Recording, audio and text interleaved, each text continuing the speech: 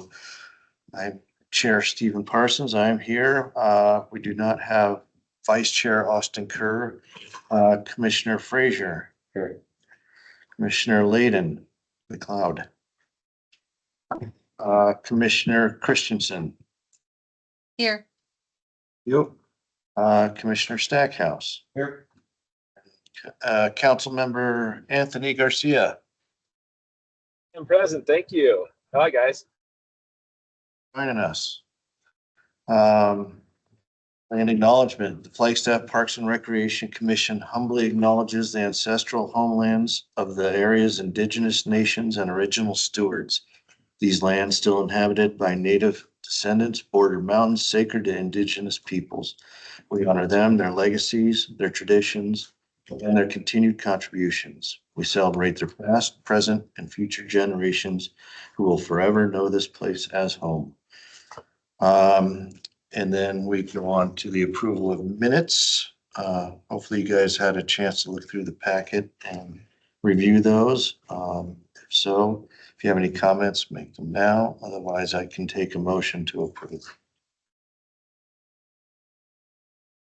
I'll make a motion to approve the minutes. Motion from Commissioner Stackhouse. Do we have a second? We have a second from Commissioner Frazier. So all in favor of approving those minutes, say aye. Aye. That is unanimous. The minutes are approved. Good. Now is the time for public comment. This portion of the meeting is for items that are not on the agenda. The commission cannot act on items presented during the participation of the agenda. Commission is prohibited by the open meeting law from discussing or considering the items until the item is officially placed on an agenda. If there are any public comments, please limit those comments to 5 minutes.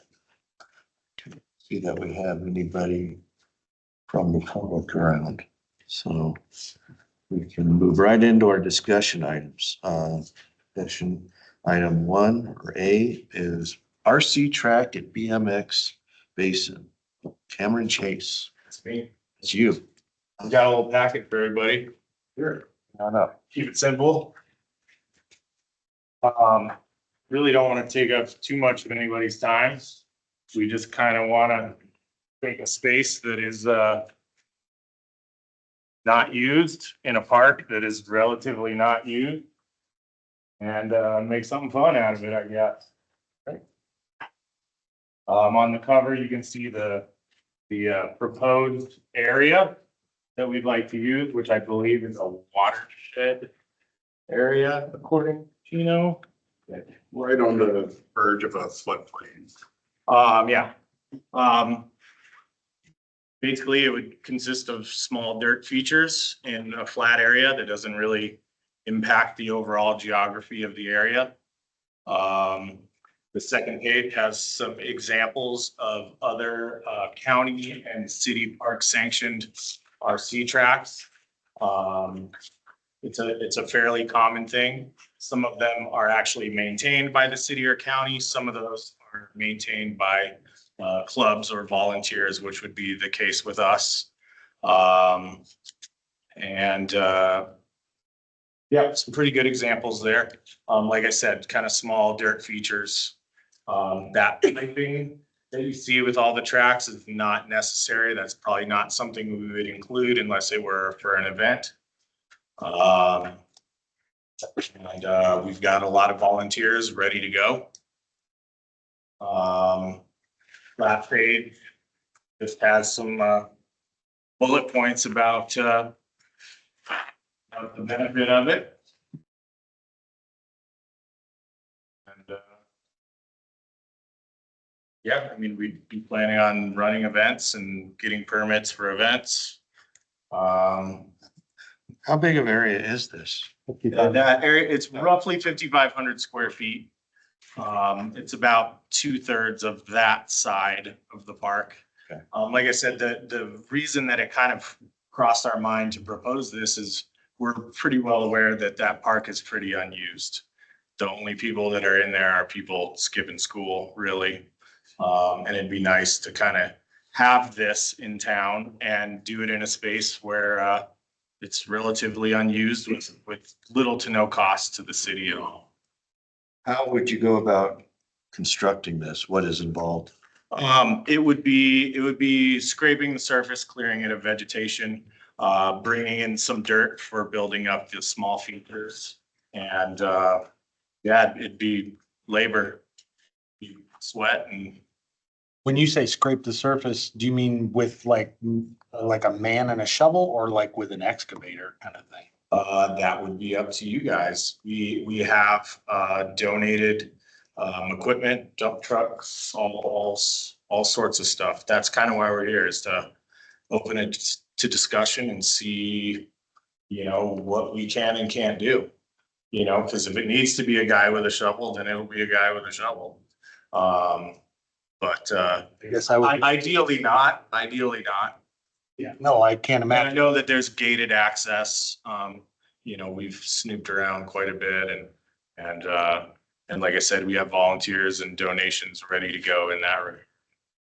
You're more familiar with this area. Is there anything that would prevent you from being able to do this? You mentioned the drainage of some So sort. you can see the drainage is mainly just to the west of the area. Like this is right kind of on the banks. This is a rough image, but right around that western edge of the proposed area is kind of the Oh. edge of a floodplain, That's this. but it's technically even out of the floodplain. Just maybe have to adjust that western edge by a couple of feet to completely remove it. So it'll be looking probably a floodplain use permit. No real obstacles. There's access for equipment. It sounds like there would be volunteer waivers and things like that the group could sign. It sounds like they have access. We wouldn't allow full excavators. It's not that big of a project, but small skid steers and things like that. And some discussions were to limit the amount of use what they're scraping to kind of assist with some of that dirt, limit what actually has to be infilled to the property. As far as maintenance, does that fall on parks or does that fall on this group? We were planning to take that on ourselves. There would be some involvement, I'm sure, from There'd have the to city. be an agreement or Yeah, something. providing access and whatnot, I guess. What's that trail that's running right through there? That? It's an informal, like, track that has been created just from like traffic over. It's basically something similar to what we're proposing building that already exists in that area just for bicycles. So that kind of segues to the next question. Bicycles can't use this? Well, they can, but we would prefer otherwise. We would prefer some sort of signage indicating the use. Pose any issue with a bike using it and they're not supposed to use it from the city standpoint? We expect that it's probably gonna happen. Technically, that's more what you would consider like a social trail. It just unofficially gets created. So the thought with the BMX basin is, the bikes should be technically in that basin. But if they have some sweet dirt jumps to the left of it, I mean. Nothing is saying that they're not going to. Yeah, I mean, these are gonna be small, so they're not really ideal for bicycles. I mean, we brought an example of one of the cars, if you guys wanted to see it. They're all electric, they're quiet, so little impact on the surrounding community. That's My next probably the question. most important thing you said at Yeah. this whole meeting. Yeah, it's electric, no more than your typical road noise. That's a really nice one, actually. It's a good one.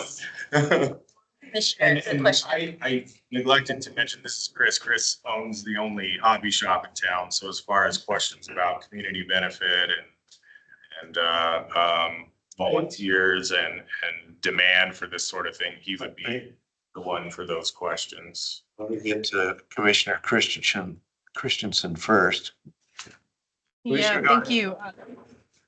Will this have any impact on insurance for the city? As far as would it be covered, you're gonna have events, perhaps, items like that. Is there any concern So a special event permit would require the permit holder to have insurance, that covers the city for any liability. So it wouldn't bring additional liability to the city itself. How many events, I mean, just ballpark?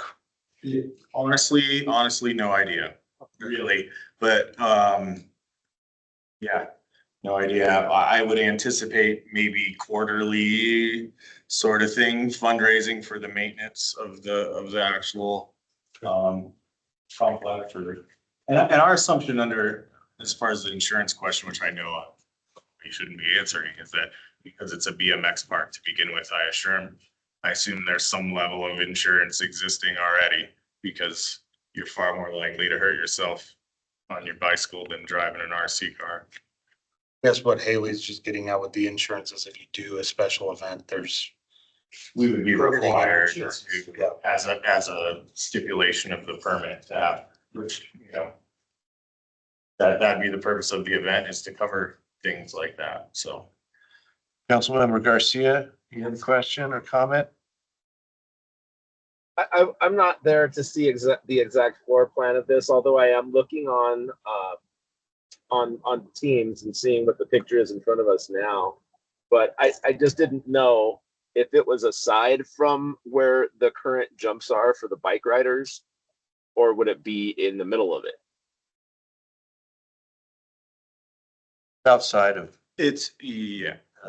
the actual BMX. Yeah, it doesn't affect the BMX. It doesn't look like. The concrete bowls, Councilmember Garcia, and then this is outside of it in the undeveloped earth space and outside of the stormwater improvements there. Thank you so much for that clarification. I will listen to the comments. I don't have anything further. Thank you. And I can leave more packets for anyone that might be around later that wants to take. You're good. I think that social path that's currently shown on this aerial image is the quickest way to get to that large individual bowl on the south side of the park. At least that's what it looks like. That's what happens. It seems to be a popular graffiti area slash I think it's one of the deeper bowls too. out of view areas. That's where he ditched school, is in the bottom of that pool. Absolutely. There's all sorts of stuff that goes on in that thing, I'm sure. Yeah, the noise was the biggest issue for me, just because I know we're developing some affordable housing right nearby. Okay.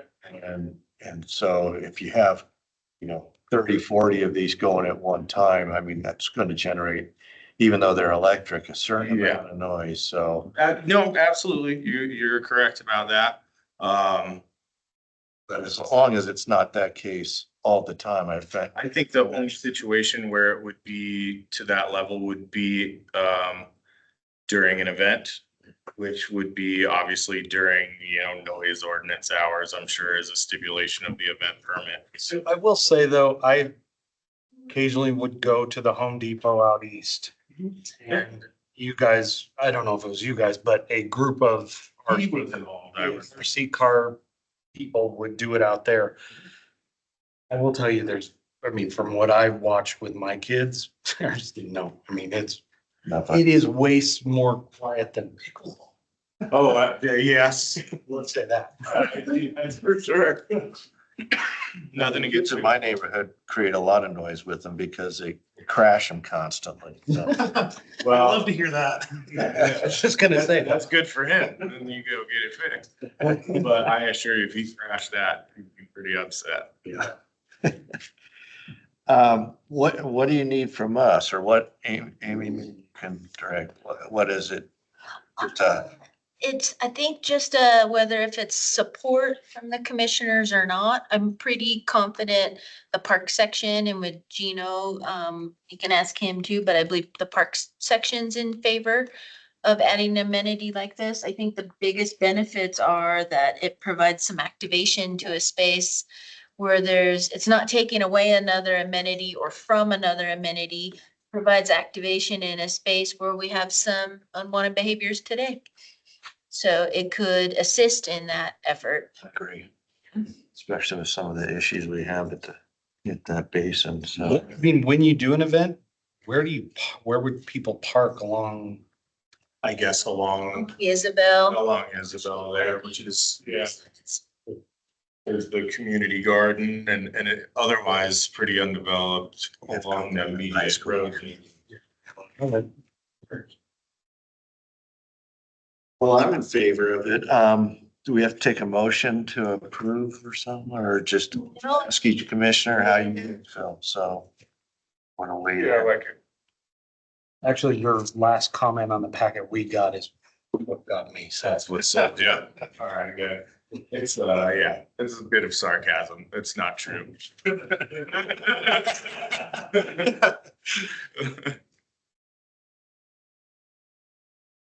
Commissioners, no, just if you're in favor, just state that you're. support. Yeah, I'm Commissioner. in favor. So it sounds like you have the approval or at least favorability from the commission here. Cool.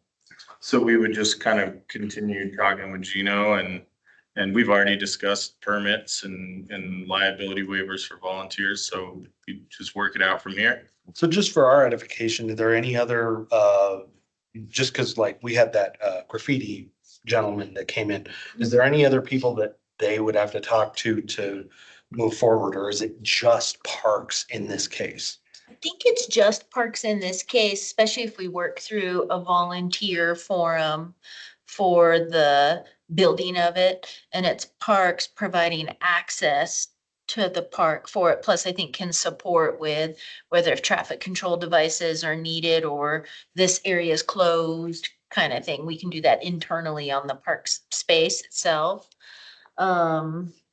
But I don't think that we'll need anything else. And then again, any special events would run through our special events permitting process that any of us can apply for and do. So I don't think we'll need anything else, but where you may be headed, Commissioner Stackhouse, would be with, like, does there need to be a memo of understanding or some type of an agreement regarding maintenance? I'm actually asking the question more for them, their Right. edification, because Agree. this guy that we did this to, I don't know that he expected the next level. So I'm asking for them. Yeah, and I think that's where it falls, that depending on which party's responsible for maintenance, because we can utilize a volunteer group to build something. I think it's that ongoing maintenance, because that's enabling individuals to go work on a public space. So I do think that we'll need to figure that out, and that can be figured out between the parks section and the group. Like, does the group need to form some sort of like group, like cohesion, like a LLC or something like that? No, I think you can be whatever, but in order to perform like ongoing and frequent maintenance on a property, we'll need some type of an agreement like that. So we don't really have that with any other, this is, if we consider it like a user group, like a tennis association, pickleball association, football, soccer, you name And it. that's what I was getting at. Do they need to form an association? Don't believe so. Formal non-profit or something. Responsible for picking the weeds ultimately. Yeah. A club or something like that. Well, the park would be, our park department would be, because it's still a park, no matter what amenities are in there. The jumps and that kind of stuff falls on these guys. Potentially, yeah, and we'll need to figure that out. A lot of that could be groomed with similar equipment that you use for the Trail fields. Fields and, yeah, and handwork. Yep. Yeah. I think the bigger lift, if I understand correctly, is with the initial creation of it. Yeah, we just gotta get it going and figure out how it works from there. That's, yeah. No, but very valid questions to bring up. And I think even on the initial construction, while it could be done as a volunteer project, the city will want some sort of indemnification, so probably should talk to legal about some sort of contract or agreement that we could get in place pretty quickly, just to be clear. Yeah, absolutely. And in terms of insurance for an event, that's where some sort of organization would be helpful, I'm sure. So that you can ask for the insurance so an association can be on the hook instead of just one of you. Sure. Right.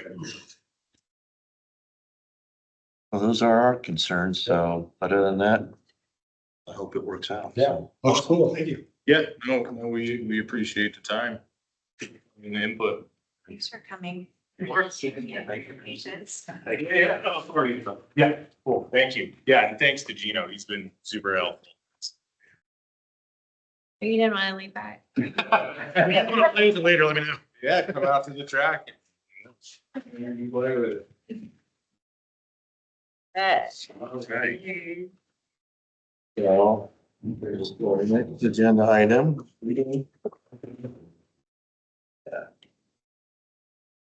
My name is Thomas. I'm a stranger with the city. Been working on a number of things. It's kind of scattered about. One of my main focuses is our trash crews. Just supervising them and finding better solutions to how we can consolidate some of that stuff and just be more efficient. I have a pretty wide range of focus with minor code enforcement and just kind of coming from an interpretive side, educating people on the rules in our parks.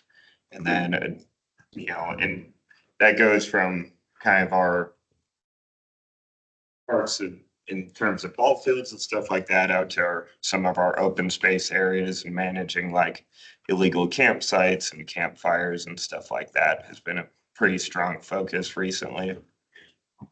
But yeah, doing a number of things and just kind of taking this season to learn everything and network with people and kind of get a better understanding of how everything flows so we can hopefully build this program out over time. Have you seen an uptick in campsites and stuff of that nature or? A little bit. It's kind of ebb and flow. Lately, there's been a number of them, but I think also as it starts to warm up, people are kind of leaving campsites behind as well. Yeah. Going elsewhere. I commend you for that, but avoid any forest fires. That's one of my bigger focuses too, is in our parks. People are always trying to have fires or barbecues and stuff like that, along with illegal campfires and stuff like that. Yeah. Open space areas. What's your normal daily routine? Are you on a daily base? I mean, is it week long or is it like what's your schedule? My schedule is Thursday through Sunday, so I have a big focus on kind of events on the weekends and stuff like that, making sure everybody's kind of staying in their lane. And then I work kind of weird hours. I work from 8:30 to 7 p.m. So I have that kind of focus on when there's the most usage in our parks. Yeah. You guys got any questions for our? You said usage is from 8:30 to 7 PM. That's when the legal usage is. That's my hours. Those is your hours. And you're getting support from like PD for illegal usage of parks outside of those hours. So you're not doing the policing. No, not necessarily. I'm more of a, I guess, like a liaison to help inform PD kind of what's going on. Cause I see a lot more than they do in terms of our parks and help to communicate with them on what issues we're having. And it's always kind of changing, but You have regular talks with PD, especially if you like run into the same characters or. Let's say you have regulars. definitely. Yeah, we have our regulars and then I have ideally monthly meetings with PD to sit down and kind of go over any issues we've been having.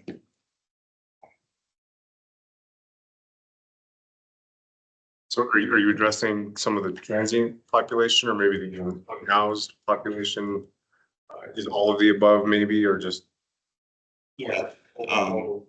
And two, where there's people, violating rules such as, one of the big issues we have in that sense is kind of, public drinking in our parks, public intoxication, and then, littering and also campsites, stuff like that. But I do work a lot with that community. But a lot of times it becomes a PD issue if it's a reoccurring problem. But a lot of times I can help to redirect people and remind them. You do if you catch someone vandalizing a facility, whether it's graffiti or busting things up, do you approach them or is that a call to PD? Typically, it's a call to PD. A lot of times I will make an effort to speak with people, kind of approach it from more of a, less of an enforcement aspect and kind of be like, hey, what are we doing here? What's going on? Right. And a lot of times people have a better reaction to that than when cop cars show up.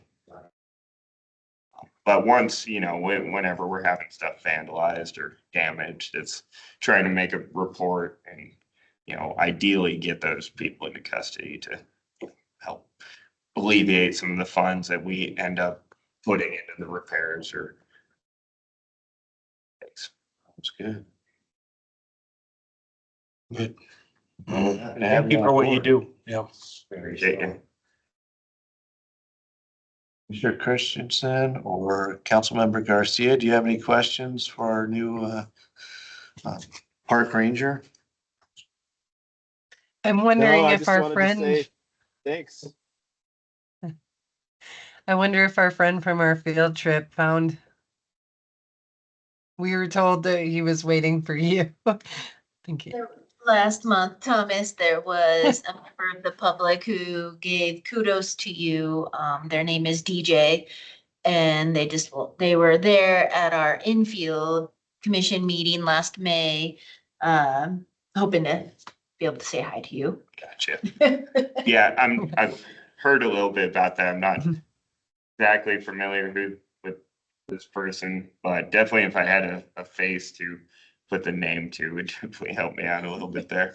I meet a lot of people. Right. A lot of times I don't get their names. Yeah, yeah. Fair. Well, we hope you get the chance to meet him someday. And thank you for coming in and introducing yourself. So I appreciate being here.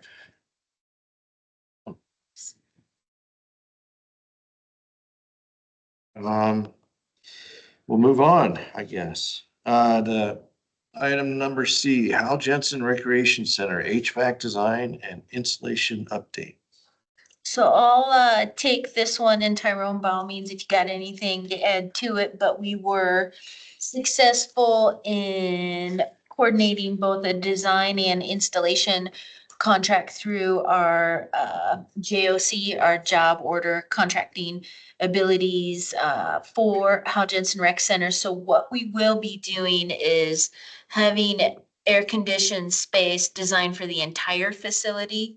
So that's the entire first floor and the mezzanine kind of essentially a second floor on that building.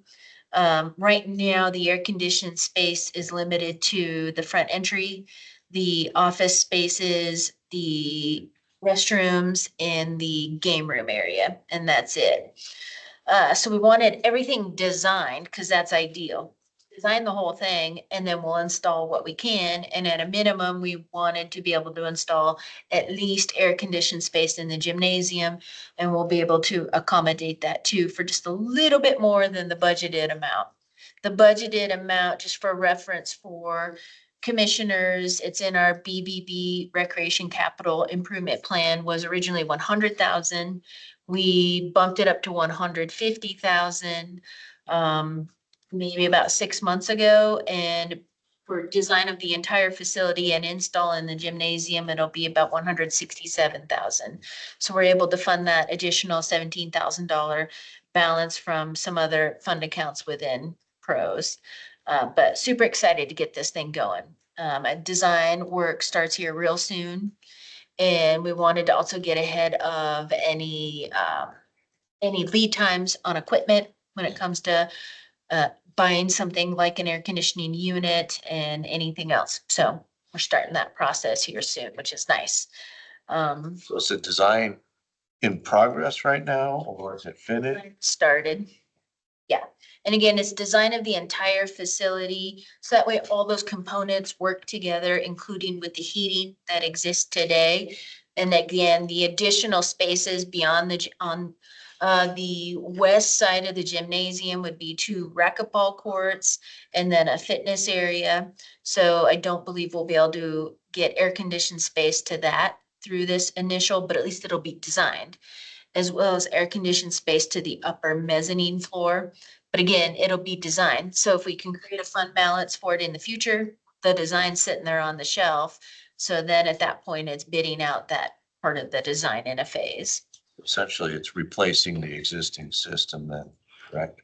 Not necessarily. There's no air condition, again, air I condition. mean, yeah, air conditioning going to, like you said, the front area and some other Just there, rooms and all that. But that existing system, does that get redone, redone?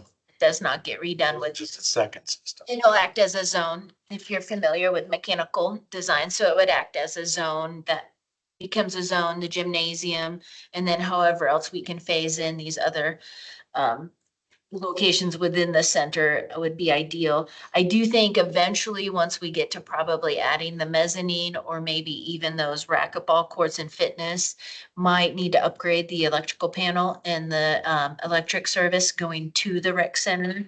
Because again, it wasn't built considering to have conditioned space in there. So that could be a part of that future phasing, but that will be in the design without a doubt. So that way, when it comes time to do those additional phases, that cost is known. Is there a time when the existing system, I mean, I don't know how old that system is, but that'll need to be replaced as well? I don't think so, especially as it operates in a zone, because that existing system maybe conditions, what do you think, Tyrone? Maybe 2,000 square feet at most? Yeah, a little bit more than 2,000 Yeah. square feet, but the game room area and the office areas up front, so I'd say it'll probably be about 4,000 square feet, probably. With all that additional? Was that? That's what's air conditioned space now. Is it a split system that you're proposing? It would be a heat pump system. That condenser unit, we've identified a spot for it outside, if you're familiar with the facility, against the building, but not impeding on the artificial turf field space there. Good. So when do you expect that to be, what's the time frame on design and implementation? Design and install a couple weeks ago when we were at the contract stage was, I believe installation could be completed, they thought by 3rd week of September. But I think we'll know more as we get into the actual design of it, and again, lead time on products. And Just in time specified to need it. to need it. Summer. But really exciting, to be able to air condition that space, a giant gymnasium will be huge there. Well, teenagers are terrible, so I totally. Terrible, terrible, right? Yep. Definitely need it. Yep. So that's the update on that project. I don't know if any questions from online commissioner or council member on that one. Because it is a JOC contract, it is not going to city council. Councilmember Garcia, just for your knowledge, because that is against $167,000. So although over that city council dollar threshold, but a part of a JOC contract, it's not seeking approval from city council. Thank you.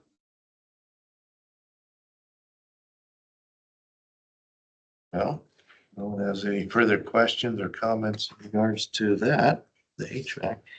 We'll move on to D, update on sport courts at Bushmaster Park.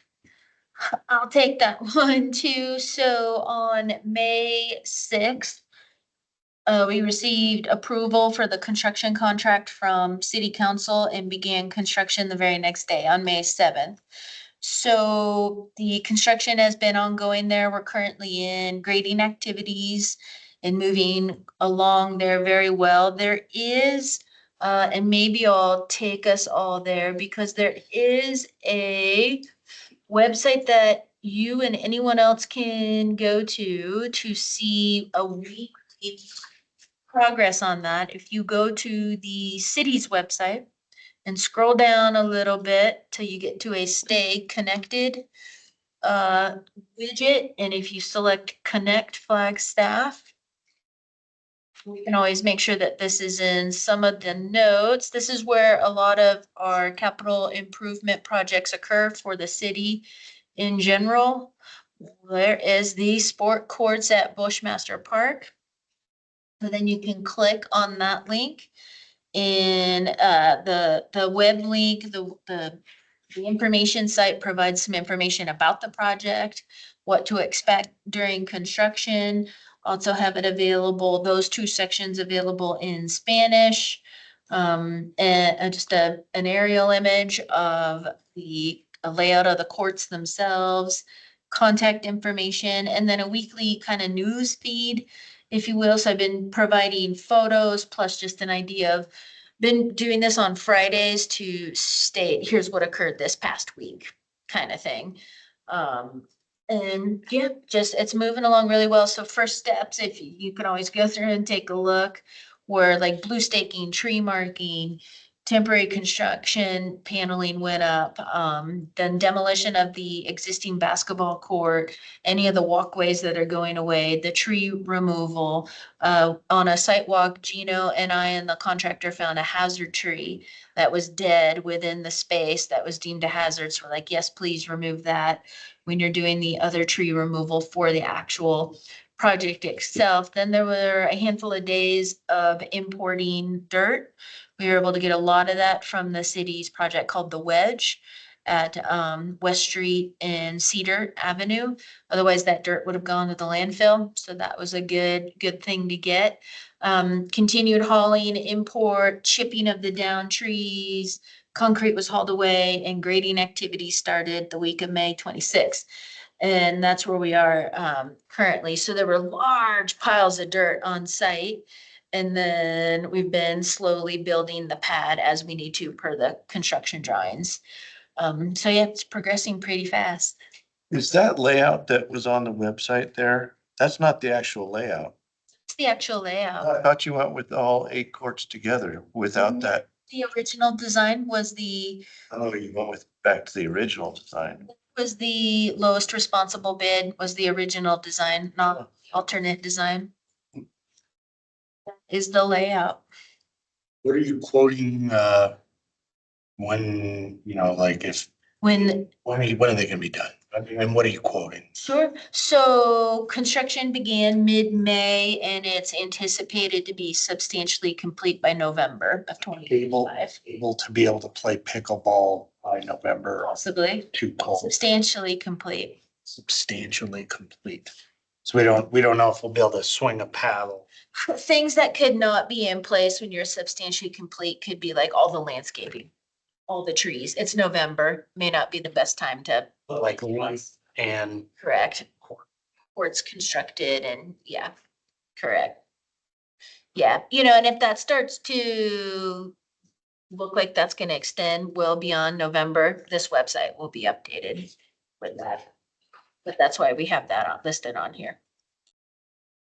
Yeah, you're welcome to go look at it. The entire area is 100% fenced off. We've got banners up on site that events and marketing created and put up for us. I think maybe 5 or 6 banners are up. With a QR code that takes you to this website, to the on site and scan that code. You can subscribe to this site if you'd like, down at the bottom. Right there with the keep up to date. And yeah, again, our promise is we'll just keep providing weekly construction updates. And, if there's something substantial that happens on site, maybe that will alter the site differently, but maybe not. That was a bid. That wasn't a JOC, right? Correct. That was an invitation for bids. So yeah, that project's moving along. Feedback through the website yet? I haven't received anything yet. Not sure why. maybe it's because of the website. I don't know. Because this is a beautiful, look at the website, please don't email me, kind of. That's- I got my contact information. Well, I was just hoping for. It does have my name, but we did do the pros inquiry email address because there's maybe, I think 6, 7, or 8 of us that have access to that email address in case someone's out of town or something and can respond on behalf. But yeah, I have not heard of anything nor of any problems on site. The week we were hauling dirt from the wedge into the park, there were a couple complaints. It was what it was. It had to happen.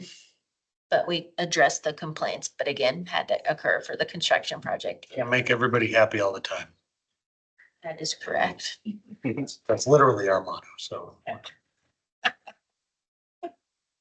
So yeah, I can make sure that in the meeting minutes, the link to get to that site is there, so anyone can go onto that too. It's exciting. Well, great. Thanks, Amy. What else has any comments or anything regarding to Bushmaster Park? One of the alone. That brings us to our July Parks and Recreation Month. Okay.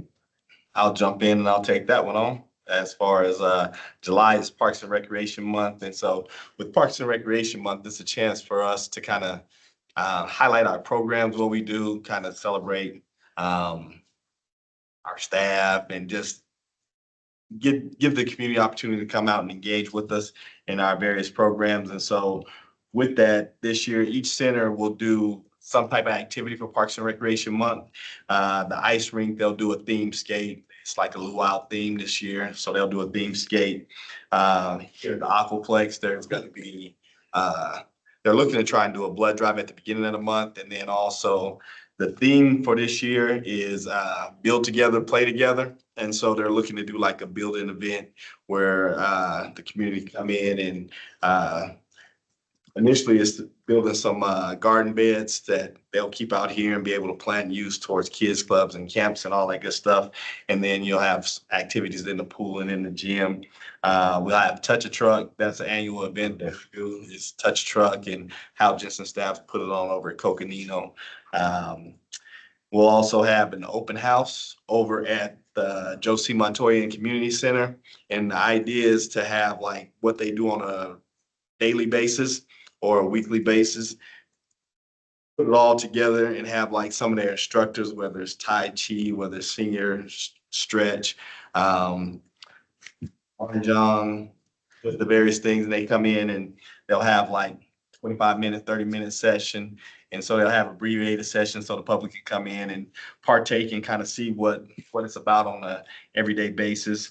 And then at the rec center, they're doing another build event. They were working together with Home Depot where you get the little build kits and everything. And it's focused geared a lot towards our youth, and our coordinators are coming together from each facility and really working to put this event together. And that'll be towards the end of the month. And we're really just excited to see what all they come up with in terms of the activities, because it went from just a building kit to where they're going to have booths and different activities. And it's going to be over at Hal Jensen Recreation Center. And so come look forward to that kind of being the big one, if you will, for the month, because we have staff from different facilities coming together to make it happen. And so, that's kind of what we'll be doing for Parks and Recreation Month. Do anything over at Josie Montoya or? So that'll be the open house. They'll do an open house over there. And when we originally set dates for a lot of activity, looking to make sure that we didn't have anything that kind of competed against each other. And so the open house is at the end of the month. I believe it's on like the 26th, like the last Saturday of the month. And then the Home Depot build event was going to be that Wednesday before, if that was like the 23rd. But as that event grew, it got moved to the 26th. So we do have a couple events on the same day, but the event here at the Aquaplex will be the Saturday before on the 19th. Touch Truck is on like the 12th. The theme skate is going to be during the middle of the week. It was originally was gonna be on the same day as Touch a Truck, but now we pushed it to the 16th, so that'll be a midweek. So we have things scattered throughout the month so that the community can come in and, like I said, we try not to compete with each other, tried to space it, but the last event will be open house and the event over at. When do you do the membership drive for, I think it's for the Aquaplex here? So historically, we've done one in August, and that's like the anniversary membership drive. And then the big one will be in January when everybody starts setting their New Year's resolutions and all that type of stuff. And so those would be the two big ones. We have done some smaller ones as well. A couple years ago, they started the Black Friday membership drive. I know Kyle is now talking about maybe instead of the anniversary drive, looking to do like a membership drive during Parks and Recreation Month to really highlight the Parks and Recreation Month aspect. And so we'll see how that one goes, but typically it's August and January are the big ones. Yeah, that's why I was asking. I didn't know if it coincided with Parks and Recreation Month or not. That's an idea that Kyle's been talking to me about a little bit. And so if we did that, then we would take away the anniversary drive and just focus on the Parks and Recreation Month drive. Have any questions? Anything going on in the parks? Other than, I mean, separately from, So typically, we don't necessarily program anything in the parks for Parks and Recreation Month from the recreation side, but just nationally, it's encouraged for people to get out and just really visit our parks and go see all the amenities that we have in town and everything. But we don't do any formal programming at the parks themselves. good. Else got anything for Tyrone? I think another part of July Parks and Rec is obviously the 4th of July drone show. Yeah. I didn't know if you wanted me to talk about that during the informational to and from staff. Occurs in the month of July and it is a part of that entire month. Okay. Haley can briefly talk about what is the 4th of July drone show and then any questions. Yeah, so I know a couple months ago, we had brought forward that we were taking the contract with Open Sky to city council for approval. That contract was approved in the amount, it's 95,000 for a 23 to 25-minute show with 300 drones. It'll launch off of Coconino High's back baseball field, and then it'll cusp the mesa. So it'll fly on a northwest to southeast. Kind of. So, Yeah. yeah, it was like, I need the direction. It will fully encompass Sunnyside. We'll have a perfect view of the front, and then Buffalo Park and that, and McMillan Mesa will have the back of the show, which is still a perfect view. The only thing that'll be transposed if you're looking at it from the north looking south would be the words would be backwards. We did nail down, it'll be 23 minutes, full flight. Most of that is gonna be 300 drones. I wanna say a third of it is 150 up, and then there's 300 up, and then it's 150 as the finale. We fully sync to audio. Sorry, I've lost my train of thought. Fully sync to custom audio, which we have control over, which is a nice bonus. And How then do you access the audio? it'll be F. CAF and Great Circle Media. So Great Circle Media has come in and partnered with us and Discover Flagstaff to do. We basically get to take over that station for about. You just tune in and it coincides. Got it. Yes. Do you want me to show? Can I share? Video of the show itself. I don't think I'd share that. No, the map. Yeah, absolutely. No. There will also be video streaming of the actual drone show, I believe on the city's YouTube website. Yes. So not like a Facebook Live or anything like that, but I think something a little bit easier for any user to get to, and then the audio with a local radio station. So this is the media that's gone out. This updates on a daily basis. This isn't going to be the most up to date. It'll direct you I'm gonna scroll super fast, so look away from the screen, off of this QR code to the website to find the actual event. But this map shows the best viewing areas as business, I'll backtrack, community development connected with several of the businesses that are in the radius to see if they are comfortable with us advertising their location as parking, also to let them know that they can utilize the space.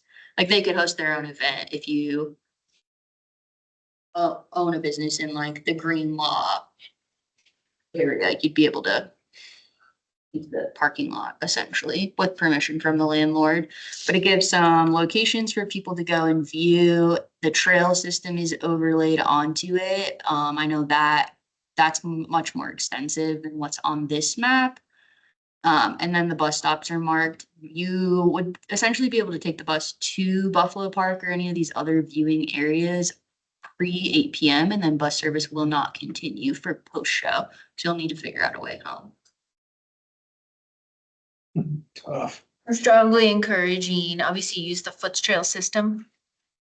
Walk, bike, ride, if not, there are some smaller parking lots. I mean, you'll see on there, we've got J Lively Activity Center, our ice rink that has a parking lot. There's so, and then Tyrone can touch on some of the programming at the rec centers that are. Did you see it from J Lively? It's listed there as like fairly good views. I think the recommendation, we've got public skate that night going till I think it's either 8 or 8:30. But will it be high enough in the sky where you can see it over the trees? If the drones fly 400 feet above the tallest point, so it would be considered an obstructed view, just because it's 400 feet over the tallest tree on the mesa. You'll be able to see it. You might lose the bottom. Can't guarantee great views, but it is a parking. You could easily take the hike up to the Buffalo, or over and walk Along the walkway along Cedar Avenue on both sides, you'll be able to see it, because then at least the treed area there between the ice rinks parking lot and that roadway wouldn't be a blockage whatsoever. So, and this is just feedback that I got, because I don't know, asked a few, I got told by a few people more appropriately. What, is there something you can do with a drone show where you could make it even higher in the sky if you paid more money so that the view shed would be increased? No, so it can't go any higher than 400 feet. Like FAA kind of things? Yeah, and just like drone capability from like the actual pilot. That is like the reason we chose this location. It's not protected airspace. It's Class G airspace, so it's relatively easy to get a permit for. Gotcha. Any closer to the hospital is fully protected and with the only way to get a larger range of visibility would be to increase the drone count. We have the largest drone count for open sky for 4th of July this year. You'll be able to see it perfectly from here. You just might not be able to make out every single image. If there's 150 drone count versus a 300 drone count image, might be a little bit blurry. What, so food truck vendors, these kinds of things, what consideration was given to any of them? If there was, I mean, if there was, I'm just curious, where in the future, if this is successful, would there, like next year, would there be a place for a food truck to exist or some kind of event to happen on the ground that could coincide or happen after, pine cone drop happens downtown kind of thing where you're including the businesses and trying to help some of the businesses develop some revenue from the drone show that you're doing? Could you do that? I think as we move forward, yeah, we'll definitely see some event changes. Our promise specifically to FUSD this year is that we would lock down their parking lots to ensure there was no bad behavior.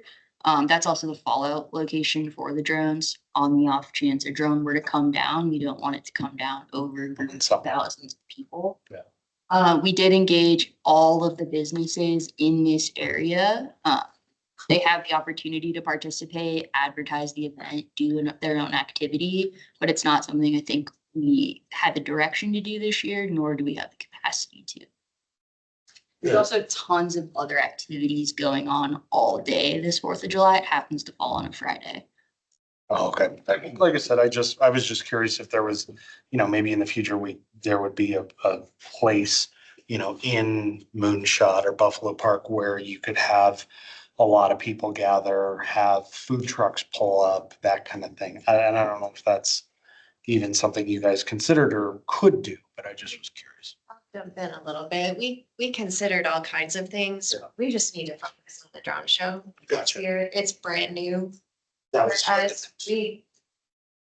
honestly, we have Haley's done an incredible amount of research and so is Open Sky on how to make this the best. But not having like a single location with a huge parking lot like they do in the valley where they can send people to these things, this is complicated enough for us this year. Let us focus on the drone show. We're gonna learn a ton. We are gonna have a million ideas of what we can do to make it better next year, and we'll invite that feedback as well. We plan to do lots of after action reviews with our internal team. With you all, if you have some feedback for us, we'd love to hear it. Honestly, I think this year we just need to focus on making it a great drone show. Super. I wonder if next year NAU might be open to letting you guys use that area because there is a ton of parking lots around there. It's also airspace. Oh, bummer. That's fair. Yeah, that airspace, where we tend to have even Fort Tuthill, right, would be great, but it's right next to the airport. So it limits us a little bit. And our economic vitality team, who's been an incredible partner, it's full time, they have reached out to all the businesses, kind of saying like, hey, your parking lot's gonna be amazing, just so you know, in case you'd like to do something. But also just so you know that we're not sending people there, but I think a lot of businesses, maybe once they see how it goes this year, will Start to figure out that Yeah. they have an opportunity for revenue next year. What other potential areas are there that are not? There's a reason that we're here. I just thought I'd ask. No, and the drone show encompasses a high density neighborhood, so you Yeah. don't need to leave your home if you live in Sunnyside Right. or travel to an event. So we'll likely get more viewership than we would probably for fireworks, certainly more than we got for those floods. Do you have to take an insurance policy just in case there's inclement weather? There's not for that. So no, we don't have, the city did not pull out an insurance policy in case of inclement weather, but we did go through a request for proposal process where then the responses had to describe what their inclement weather policy was. The vendor that we chose happened to have the best inclement weather policy where, if I'm not mistaken, they can still fly their drones as long as the winds are 30 miles per hour or less. And as long as it's just a light rainfall, they still can. It's one thing, I think, if high winds came in and lightning and monsoonal activity, but their mentality is then you just delay the show and then get the storm out of there kind of thing, rather than unless there's some multi-day storm that's just not gonna let up. We're keeping our fingers crossed that isn't the case. Yeah. And that's a risk taken. So what Commissioner Frazier's referencing would be like a risk insurance policy on a special event if one's taken out. Yeah. It's not like they would lose revenue if this doesn't happen. It just doesn't happen. Correct. It's not like a Fort Tuthill thing where if the band doesn't show up, nobody makes any money. Is that kind of the thinking behind not needing the insurance policy? And we honestly just have never done one on any of our own special events that we put on. But as something larger like this, as more and this is successful and continues to occur, that will probably be a part of the discussion, honestly. Depending on what the scope of the actual special event is. Yeah. Great question. Good way. We've currently paid a 50% deposit, and then the remainder would be upon the, show completion.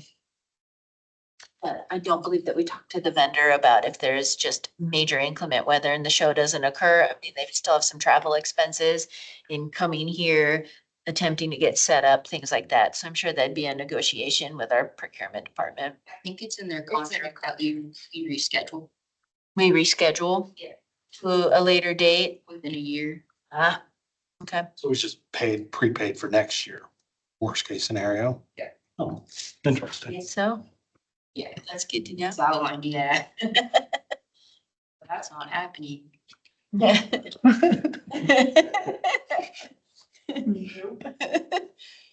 Questions, guys? Anything else? Thanks for the update for July or the Parks and Recreation Month, all the activities. Well, just, and I know we left that map, but we've got an opportunity for some additional programming at the ice rink, here at the Aquaplex, and at Hal Jensen Recreation Center. Not significant programming. We're not trying to do that. It's more of that we have 3 of 4 of our rec centers in the view shed of the actual drone show. Cause the ice rink normally would have been finishing their public skate, I believe, at 8 PM. Correct. So I think they'll extend that maybe a little bit, because that tends to have a high volume of individuals there. Here at the Aquaplex normally would be closing at 8 PM. I believe they're extending. Yes. The facility will be open till 9 PM. And then can, again, large parking lot where individuals that can depart the facility and see the drone show. And then Hal Jensen is just gonna, I think, have maybe like the gymnasium open for like shooting hoops, whatever, and then let's get outside and see the drone show. Yeah, South Dixon would normally be closed on the 4th or Yeah. so. Gonna open up, 7 to 10-ish in there so that people can come in, do some type of activities. The game room will be open too, as well as like the gym and everything. And they come in, and then 9 o'clock we'll usher everybody out so they can see the show. Exciting to see. Awesome. The end here. Yeah. Cool. Thanks, everybody, for the updates. We'll move on to council representative report. Councilmember Garcia, do you have anything you'd like to report to us today? What's going on? I really don't, only because I haven't quite figured out how to do this yet. So give me some space. Within the next month or two, I'll talk to more people about it. As far as the budget is concerned, we're buttoning that up and about to approve it completely. I went through the budget process this year, which was completely transparent to the public and to council.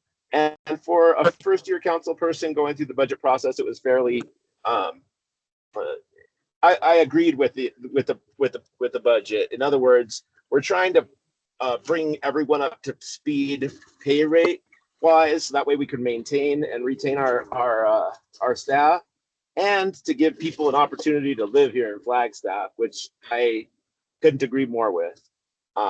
Also, I think we're making some cuts in some places where we didn't necessarily have a whole lot of excess to begin with, but it's relevant places where we're just reallocating funds to better serve the community. But besides that, that's about it. All that I have for now. And as soon as I figure out what these reports are supposed to be about, I will give you a full one. That sounds good. We appreciate what you do give us. I appreciate you being here. So thank you very much. Thank you. You guys give me an opportunity to give a report on what the Parks and Rec Commission is doing, and I think that's a really good benefit for the community. Thank you. Oh, the pros monthly newsletter. Saw the concert in the park Yep. scheduled finally, so that looked good. Busy. Also, can I cut in really quick? Sure. I just wanted to also mention, I was at Cleo Murdoch Park opening this weekend for the official ribbon cutting. and it was well attended. I think mainly because we had a concert in the park there. But that is an amazing niche park. I'm sure you guys have already toured it and have already seen what it's all about. But the more programming we can get into that area to let people know that it's there, the more I support that corner of the south side was really underutilized, and I think it's going to be a space that people gravitate to more and more, especially when we get that Lone Tree overpass heading over the top there. I think there's going to be a lot more opportunity for community activation, and I want to thank the Parks Department and the Parks Commission for all your work. It was a heck of a collaboration. I realize it wasn't necessarily funded by your typical funding apparatuses, but it was quite impactful, and I'm sure you guys had a lot to do with it. Thank you. Thank you. Glad you had a good time at the grand opening. That is a nice park, though. It turned out well. Anyhow, you guys have anything you want to comment on in regards to the monthly newsletter? Look like trail counts are maintaining pretty steady. They are. I wonder, we're seeing pretty much the same amount of individuals at both of them in Buffalo Park. I think maybe we look for some additional location or relocate those. If we've got a pretty good idea of those trail counts. I don't know. But we can always take a look at that, along with the team that maintains the foots to see if they've got some ideas on any relocation. Touching on what Thomas was stating earlier is the cleanup of those unsanctioned camping grounds up there on McMillan Mesa. I don't know if you were involved in that, but that was highlighted in the newsletter as well. I wasn't. Excuse me. I wasn't specifically involved with that one, but Sylvia did reach out, get some paperwork from me at some point for those. Interesting. All right, well, very good. Thanks for putting the newsletter together. It's always fun to see what's going on, so appreciate that. Information items to and from commissioners and staff. I don't have anything in particular right now. Josh, I thought you were gonna say something. Well, they took my thunder and put it under that other thing, so. Is what it is. Wonder was that? I just wanted to ask a bunch of irritating questions about the drone show that you guys probably covered in January that I wasn't paying attention to at the time, so I apologize. And just to build on what Councilmember Garcia was saying with the Cleo Murdoch new neighborhood park.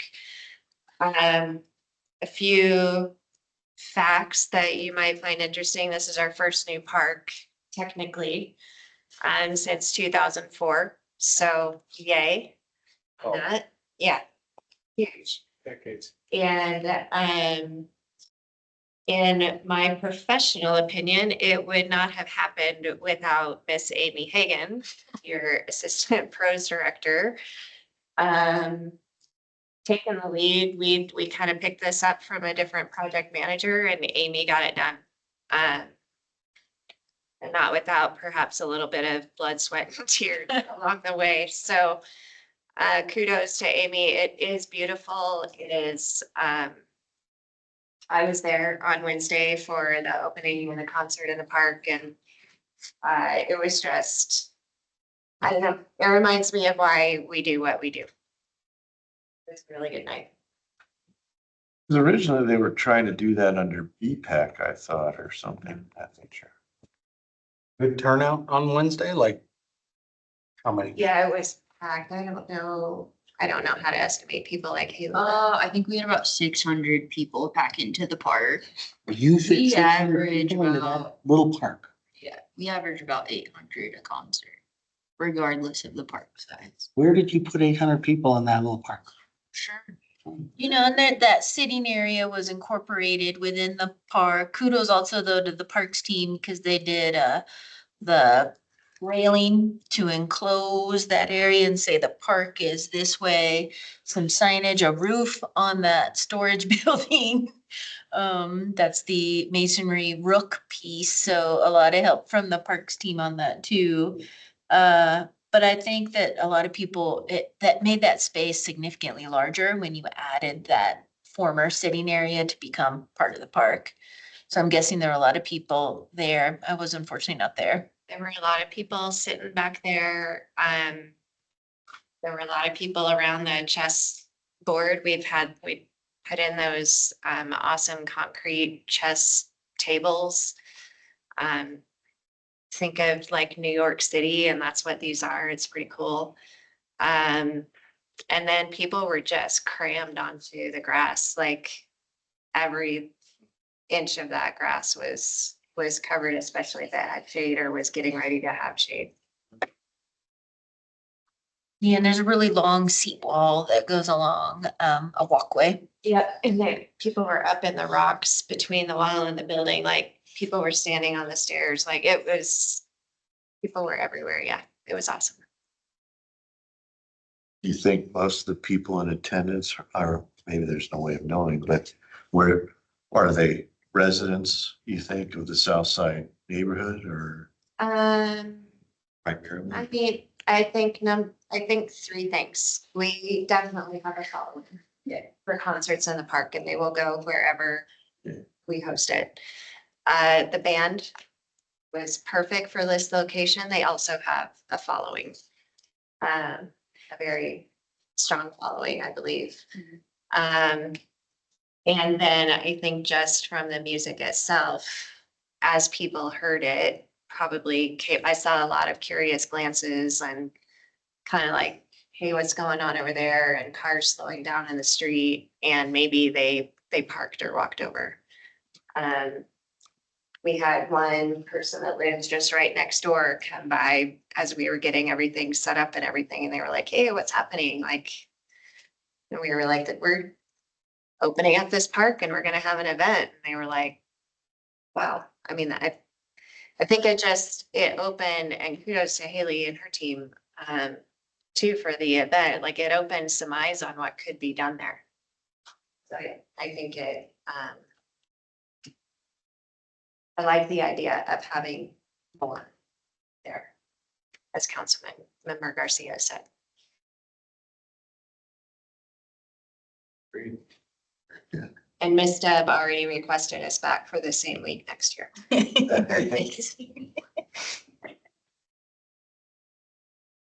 That's awesome. Anybody else have anything more? Cool. Well, we can move on to agenda items for next meeting. Yeah. Monday, I can't think straight. I know, right? I'll come up with something. Yeah. You could recap the drone show. You could recap the drone show, cause it would. Oh, yeah, the drum show. We're good. Oh, you mean go over it? Yeah, it'll have happened. Yeah. Point. Okay. It'll happen. Yeah, so we could, whether if it's lessons learned or anything else from the drone show or any even feedback for anyone that can go see it. Yes, we can definitely do that. We'll be knee deep in Parks and Rec Month and a lot of events going on at our rec centers. We also could probably give an update because we replaced 2 playground structures, but Yes. they're awesome. Those are in place. And I know we've got some drone footage, not drone show, drone footage of the installations. For those Mobile Haven and Smoke Rise. Yeah, they look really amazing. If there's anything significant by July, I might have some drone footage of even the sport courts at Bushmaster Park, because we did, these assistants have, before any demo or anything occurred, got drone footage of that. So we can kind of see a before and after, but I'd love to get some major milestone points within the construction projects. I might have something on that. So yeah, we'll create that agenda, but I'm sure there'll be some updates on our capital projects and anything else that's What's the happening. date for the next one, just so that people don't miss it like me? It's the 17th. Sure, I believe July 21st. Yeah, we should make sure we're gonna have quorum since July is the middle of family vacation. I'm. I think I'll be there. I'll be there. I leave later that week. Yeah, and I'm coming back from vacation the week earlier, so I should be able to make it. Perfect. We also may have a newly appointed commissioner by then, I believe. I believe that's on July 1st with city council, if I'm not mistaken, for our vacancy and any reappointments. We were, Steve and I were talking, so when it comes to those appointments, is there a big, long list of people that want to do this, or is it fairly thin when it comes to applicants? Great question. I've asked that of our city clerk's office. I think it kind of ebbs and flows, honestly. We'll have two vacancies. We have the current vacancy right now with Commissioner Martin. Commissioner Layden will not be renewing, so we'll have that vacancy. And then there was some additional term availability for chairpersons. So I believe all three, so say with those two vacancies that we have, I believe the city clerk's office needs at least 4 applications, if not more, in order to appoint those two vacancies. It's not like you could have 2 applications on file to fill 2 spots, if that makes sense. Since you had to, or chairperson, you had to reapply, right? So technically that's an open spot. So they Technically, need, yeah, minimum 4 So they have to have 4 to appoint one. to appoint 3. 3. You have to have 4 applications. You need 1 more application than the number of available seats. So right now, Commissioner Burns' spot is vacant. Mine and Commissioner McLeod's is expiring. And I can't do another full term, so I reapplied to get the remainder of Commissioner Martin. Okay. I'm just We do have nervous for, 3 applications we have. I want to say the last time I looked at it with the city clerk's office, there might have been 5 or 6. okay, so there is some interest. It does think then 2 to 3 will be depleted and new appointments. So we might buy that date in July. We'll see. It's just terrifying me for if Steven leaves.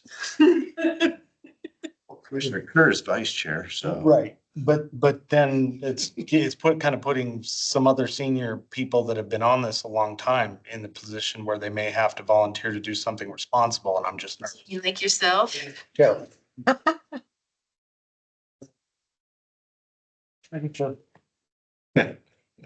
Good point, Josh.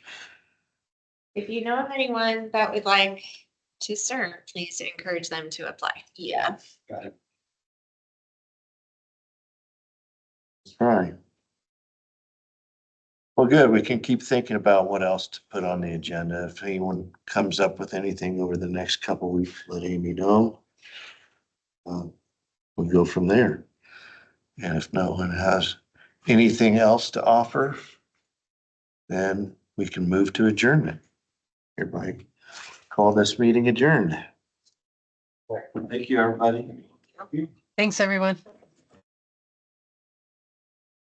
Go rescue the dog from the heat. Um,